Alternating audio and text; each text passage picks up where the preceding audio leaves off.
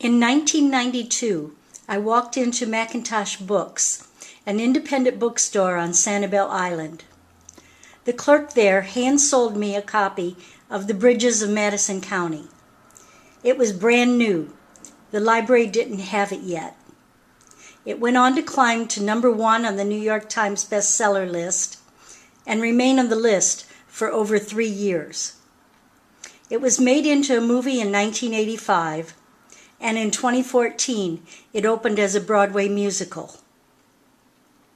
Set in 1960s Madison County, Iowa, it's the story of an Italian-born war bride, Francesca Johnson, and her brief but memorable affair with a National Geographic photographer, Robert Kincaid. Here's an excerpt from Robert James Waller's The Bridges of Madison County.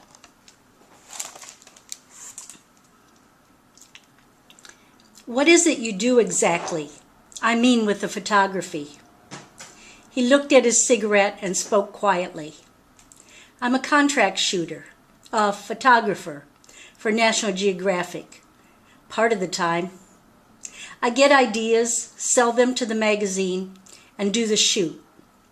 Or they have something they want done and contact me. Not a lot of room for artistic expression. It's a pretty conservative publication. But the pay is decent. Not great, but decent and steady. The rest of the time I write and photograph on my own book and send pieces to other magazines.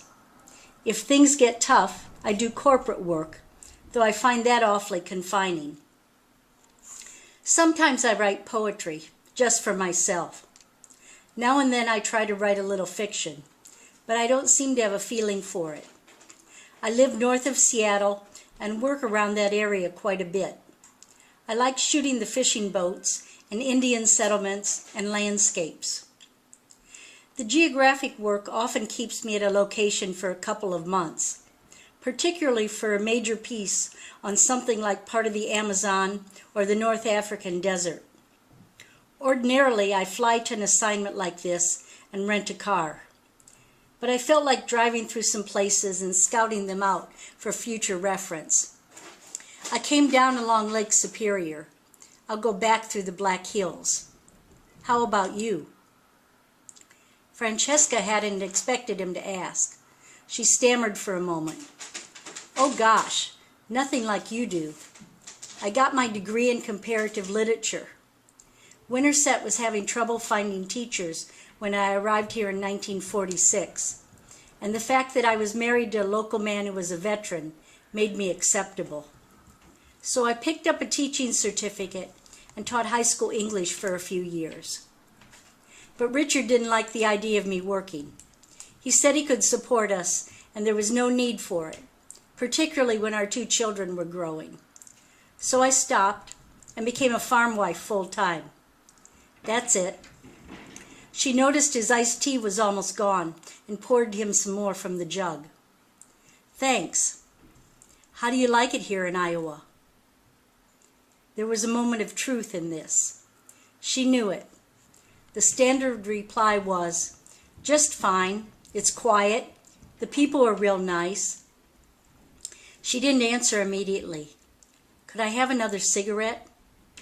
Again the pack of Camels, again the lighter, again touching his hand lightly. Sunlight walked across the back porch floor and onto the dog, who got up and moved out of sight. Francesca, for the first time, looked into the eyes of Robert Kincaid.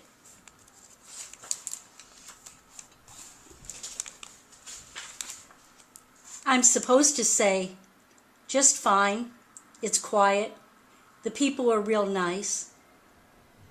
All of that's true mostly. It is quiet, and the people are nice in certain ways. We all help each other out. If someone gets sick or hurt, the neighbors pitch in and pick corn or harvest oats or do whatever needs to be done. In town, you can leave your car unlocked and let your children run without worrying about them. There are a lot of good things about the people here, and I respect them for those qualities. But she hesitated. smoked, looked across the table at Robert Kincaid. It's not what I dreamed about as a girl. The confession, at last. The words had been there for years, and she had never said them. She had said them now to a man with a green pickup truck from Bellingham, Washington. He said nothing for a moment. Then, I scribbled something in my notebook the other day for future use. Just had the idea while driving along. That happens a lot. It goes like this. The old dreams were good dreams. They didn't work out, but I'm glad I had them.